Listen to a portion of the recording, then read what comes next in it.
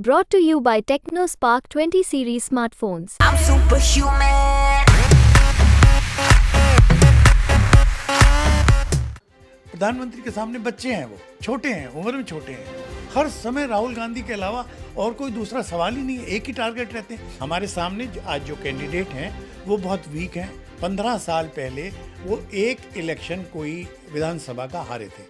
तो जयप्रकाश जी को बच्चा बच्चा जानता है। पूरी चांदनी चौक कॉन्स्टिट्यूंसी में आज ये कोई नहीं कह सकता कि हम जयप्रकाश जी को, हर एक के दुख दर्द में और सुख में बराबर शरीक होते हैं, इसलिए वो छवि हमारी बनी हुई है। नीतीश कुमार जी के लिए अगर कहा जाए तो क्या कहा था, डीएनए मांगा था ना बिहार में, मोदी जी ने क्या कहा था और नीतीश कुमार ने कहा था अच्छा मेरा डीएनए पूछते हो आप। तो ये जो अलायंस की बात है वो मजबूरी है और अलायंस करना ज़रूरी था। प्रधानमंत्री के मुँह से शोभा नहीं देता, इतनी छोटी बातें करनी ये अच्छा नहीं लगता। वोट करेंगे तो अरविंद केजरीवाल जी तो खुल के प्रचार कर रहे हैं जयप्रकाश जी का या कांग्रेस का। मन बदलेगी नहीं, मन बना लिया है। जो चांदनी चौक की जनता है उन्होंने अपना मन बना लिया कि हम जयप्रकाश जी को वोट देंगे। आप ऑन कैमरा मेरे से पूछ रहे हैं, मैं भी डरता हूँ कल को मुझे जेल में ना डाल दिया जाए। आज मोदी जी के खिलाफ बोलने से हर आदमी डरता है। इस तरह के फ़ोन आजकल दिखने के लिए मिलते नहीं हैं, लेकिन एक वक्त था जब हम इस तरह के फ़ोन इस्तेमाल करते थे। जिस जगह आज मैं मौजूद हूँ वहाँ पर बहुत सारी ऐसी एंटीक चीज़ें हैं जिनका कलेक्शन करने वाले बहुत ही ख़ास इंसान हैं। दरअसल दिल्ली में लोकसभा चुनाव चल रहे हैं और हम लोकसभा चुनावों की कवरेज के लिए दिल्ली के लोगों का मूड जानने के लिए अलग अलग जगह जा रहे हैं और आज हम वहाँ पहुँचे हैं चांदनी चौक। और जानते हैं आप, चांदनी चौक में जो मुकाबला है वो मुकाबला है इंडिया गठबंधन की तरफ से जयप्रकाश अग्रवाल और बीजेपी की तरफ से प्रवीण खंडेलवाल के बीच। हम जब चांदनी चौक की गलियों में घूम रहे थे, लोगों से बातचीत कर रहे थे, तो हम एक गली में आए और इस गली में हम आए तो हमने यहाँ पर एक ऐसी जगह देखी जहाँ पर बहुत सारी पुरानी चीज़ें हमें नज़र आ रही थी। पता चला कि यहाँ पर एक ऐसे शख्स हैं जो बहुत ख़ास हैं क्योंकि उन्होंने एक कलेक्शन बनाया हुआ है पुरानी चीज़ों का। और सिर्फ इसीलिए ख़ास नहीं है, ख़ास इसलिए भी है कि दिल्ली के पहले डेप्यूटी मेयर के वो बेटे हैं रामचरण अग्रवाल के। और इतनी बात नहीं है, बात ये भी है कि इस वक्त जो इंडिया गठबंधन की तरफ से चांदनी चौक में प्रत्याशी हैं जयप्रकाश अग्रवाल, वो उनके भाई भी हैं। बहुत बहुत स्वागत है आनंद प्रकाश अग्रवाल जी आपका। Thank you. और आपके भाई चांदनी चौक से चुनाव लड़ रहे हैं। सबसे पहले तो मैं ये जानना चाहूँगी कि राजनीति तौर पर आपका जो फैमिली बैकग्राउंड है उसमें तो मैं देख रही हूँ कि बहुत पुराना इतिहास है। 20वां इलेक्शन है इसी मकान से, नौगरे के किनारी बाज़ार चांदनी चौक के एरिए से, जिससे वो संसद का चुनाव इस बार जयप्रकाश जी लड़ रहे हैं, मेरे बड़े भाई। 1945 में पहला इलेक्शन मेरे पिताजी ने लड़ा था म्यूनिसपैलिटी का, और तब तक वो कंटिन्यूएशन में मेंबर रहे म्यूनिसपैलिटी के। उसके बाद 1958 में कॉरपोरेशन बनी, तो वो पहले डिप्टी मेयर बने। आईटीओ चौक अगर दिल्ली में जो है वो रामचरण अग्रवाल उनके नाम पर ही है। गांधी जी के साथ वो थे स्वतंत्रता सेनानी और बहुत बार जेल गए, अनेकों बार जेल गए। और वहाँ से विरासत में जयप्रकाश जी को वो राजनीति मिली। और हमारे पिताजी का एक नेहरू जी ने पत्र लिखा था उन्हें कि आप बहुत ईमानदार राजनीतिज्ञ हैं और मैं चाहता हूं कि आप ज़रूर जीतें। कुछ मनमुटाव हुआ था उस समय राजनीति में कांग्रेस पार्टी से, तो हमारे पिताजी ने इंडिपेंडेंट वो इलेक्शन लड़ा था और नेहरू जी ने अपील की थी कि मैं चाहता हूं कि रामचरण अग्रवाल जी को जिताया जाए। तो जब तक वो रहे, उसके बाद जयप्रकाश जी ने 6 बार मेंबर ऑफ पार्लियामेंट रहे और लगातार इलेक्शन जीतते रहे। उसके बाद मेंबर राज्यसभा भी रहे। वो जयप्रकाश जी की एक ऐसी छवि है इलाके में, अगर किसी से पूछेंगे तो हर आदमी ये कहेगा बहुत नरम स्वभाव के हैं, कोई दाग नहीं है। एक छवि इतनी अच्छी उनकी बनी हुई है और सरल स्वभाव के हैं, हर एक की खातिर बहुत करते हैं और मुस्कुरा के हर एक का स्वागत करते हैं। हमारे पिताजी से, मेरे से, जयप्रकाश जी से जिन लोगों के भी संबंध हैं, वो एक हमारी छवि बनी हुई है ईमानदारी की, सेवा भाव की। हमारे पिताजी जेब में मोहर लेकर चलते थे। अगर किसी ने रास्ते में कोई दस्तखत कराए, कभी उन्होंने मना नहीं किया, कभी ये नहीं कहा सुबह आना शाम को आना, पिए कभी नहीं रखा उन्होंने, खुद हाथ के हाथ दस्तखत किए, मोहर लगाई और उसका काम हो गया। कई बार हम देखते थे, छोटे थे, खाना खाते हुए कोई आ गया दस्तखत कराने, उसको इंतजार नहीं कराते थे, हाथ पूछे दस्तखत करे, भैया इसका समय नहीं वेस्ट जाना चाहिए। वही आदत जयप्रकाश जी में भी आई है। तो उसकी वजह से उनकी एक छवि बनी हुई है ईमानदारी की और सेवा भाव की। 800 सवाल, 800 शायद 99 सवाल उन्होंने, 900 के करीब सवाल पार्लियामेंट में अपनी ही सरकार, कांग्रेस की सरकार के मिनिस्टर से उठाए, उनका समाधान किया और उनकी जो समस्याएं शहर की थी, चांदनी चौक से रिलेटेड या नॉर्थ ईस्ट से जब वो लड़े थे तब थी, उनको निपटाया। तो एक भाव है, काम करने का तरीका है और लोग जानते हैं, और उसी छवि के नाम पे वो जीतेंगे। हमारे सामने आज जो कैंडिडेट हैं वो बहुत वीक हैं। 15 साल पहले वो एक इलेक्शन कोई विधानसभा का हारे थे, उसके बाद से वो कहीं दिखाई नहीं देते थे। तो जयप्रकाश जी को बच्चा बच्चा जानता है। पूरी चांदनी चौक कॉन्स्टिट्यूंसी में आज ये कोई नहीं कह सकता कि हम जयप्रकाश जी को, हर एक के दुख दर्द में और सुख में बराबर शरीक होते हैं, इसलिए वो छवि हमारी बनी हुई है।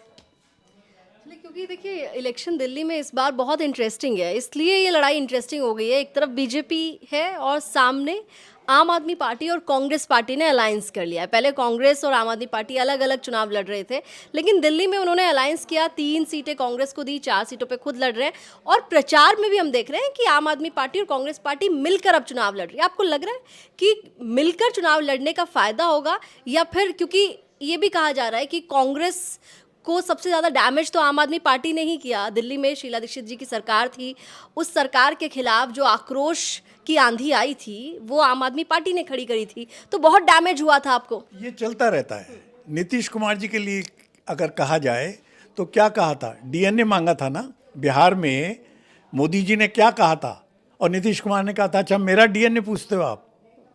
तो ये जो अलायंस की बात है वो मजबूरी है और अलायंस करना ज़रूरी था, क्योंकि ऐसी ताकतों से लड़ाई है जो धर्म के नाम पे देश का विभाजन करना चाहते हैं। और हर मुद्दे पर हिंदू मुसलमान, किसने कहा कि मंगलसूत्र हम छीन लेंगे?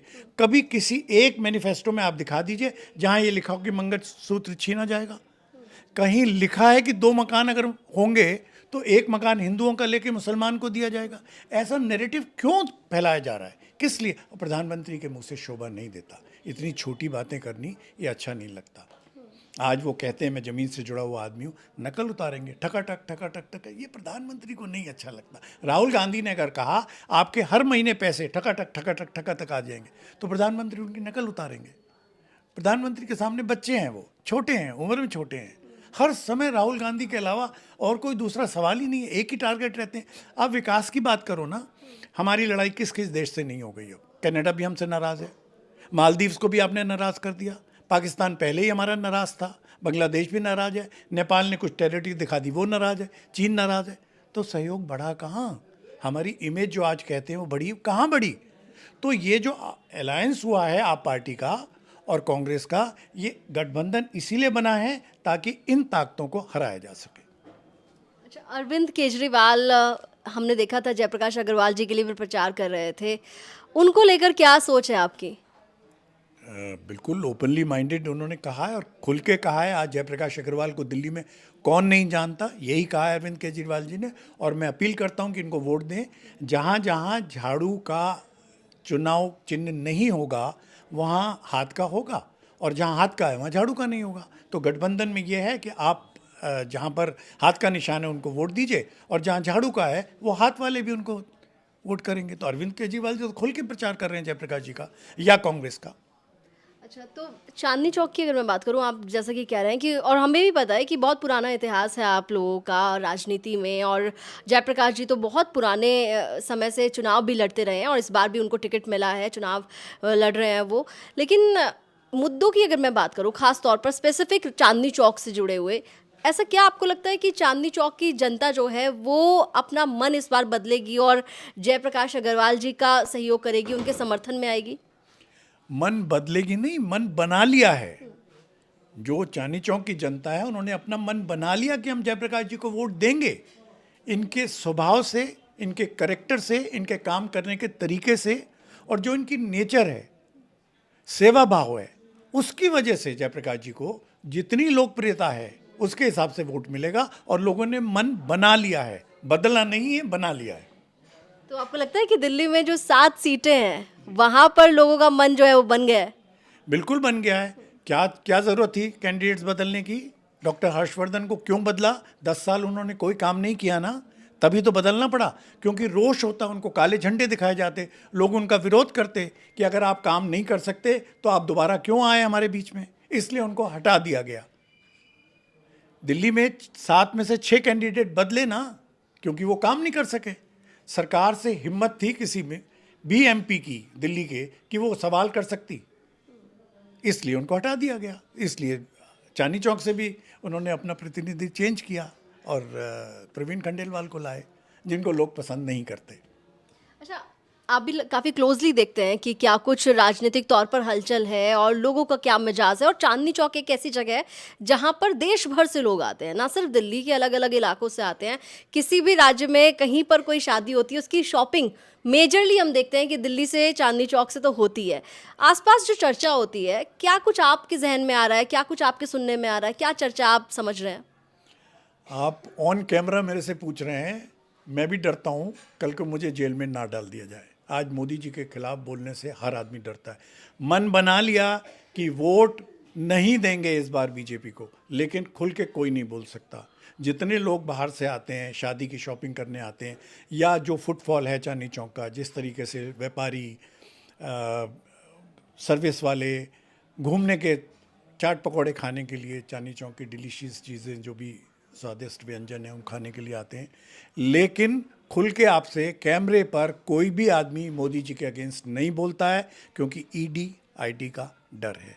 किसी वक्त भी अंदर हो सकता है। मैं आपसे जो आज कह रहा हूँ कल मैं भी अंदर हूँ, आप नोट कर लेना।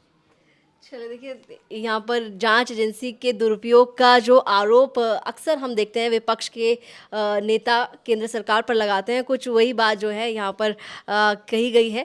लेकिन मैं आपसे कुछ और भी जानना चाहूँगी, क्योंकि जिस जगह पे हम बैठे हुए हैं वहाँ पर बहुत सारा ऐसा कलेक्शन आपका नज़र आ रहा है जो काफ़ी पुराना है, काफ़ी एंटीक चीज़ें हैं यहाँ पर, उसके बारे में थोड़ा बताइए। ये मेरा बचपन से शौक़ है। मुझे छोटी छोटी चीज़ें इकट्ठा करने की, और जो दुनिया से फ़र्क हो कुछ, वो इकट्ठा करने की शौक़ था। तो वो मेरी ये हॉबी है कि मैं रखता हूँ, और मुझे बहुत पसंद है ये, इसलिए ये मेरी कलेक्शन के अंदर है। और बहुत सारे टीवी चैनल्स ने, बहुत सारे न्यूज़पेपर्स ने मुझे कवर किया हुआ है, और अप्रिशिएट करते हैं मुझे, बहुत सराहना देते हैं इस बात की। तो मेरा अच्छा लगता है मुझे। अच्छा, आपको पसंद है ये। तो सबसे पुरानी चीज़ क्या है आपके पास? मैं अपने अलावा अगर बताऊं तो बता सकता हूं। उधर से एक पीस उठाना, वो सामने रखा हुआ है, वो लेके आ रहा हो ज़रा। आपके पास भी मैं कुछ देख पा रही हूँ, यहाँ पर भी कुछ चीज़ें रखी हुई हैं। ये बहुत सारी चीज़ें हैं, अगर आप मतलब कोई लिमिट ही नहीं है, अगर आप देखें तो अनगिनत हैं, अनगिनत हैं।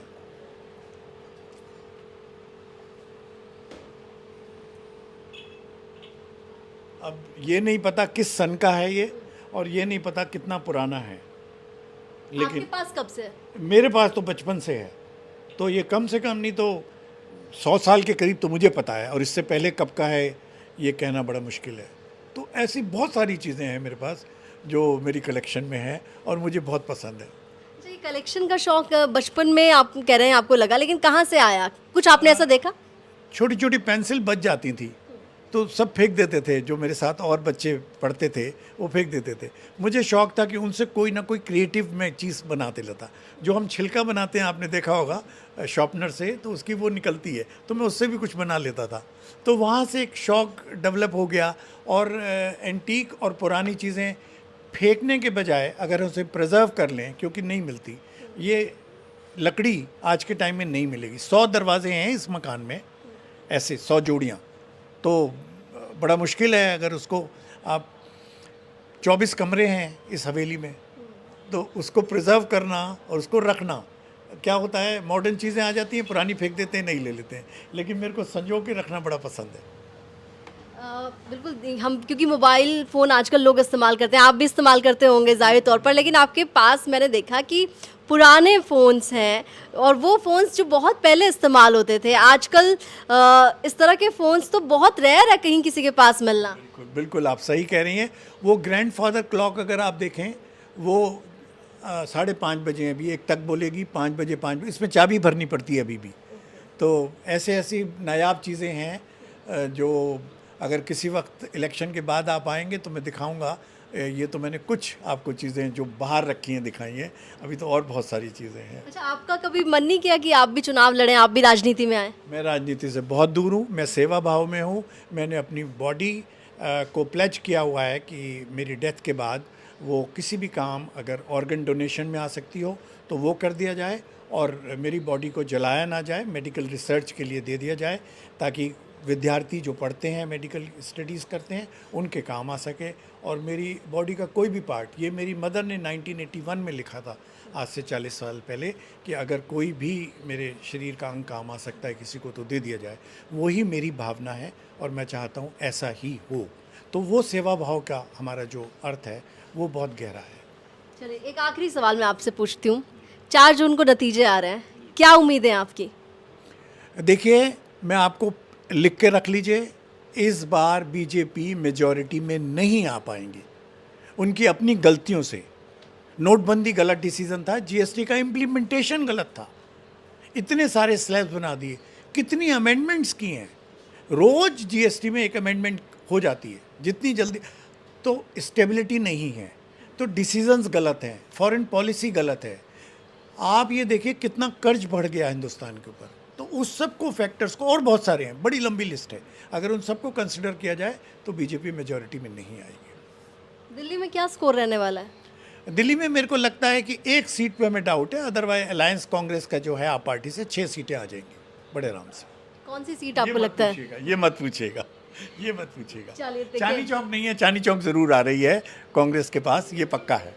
चलिए, तो जयप्रकाश अग्रवाल के भाई थे और उन्होंने बताया कि चांदनी चौक फॉर श्योर जयप्रकाश अग्रवाल जीत रहे हैं, और बीजेपी के लिए भी वो भविष्यवाणी कर रहे हैं कि बीजेपी मेजॉरिटी में नहीं आ रही है।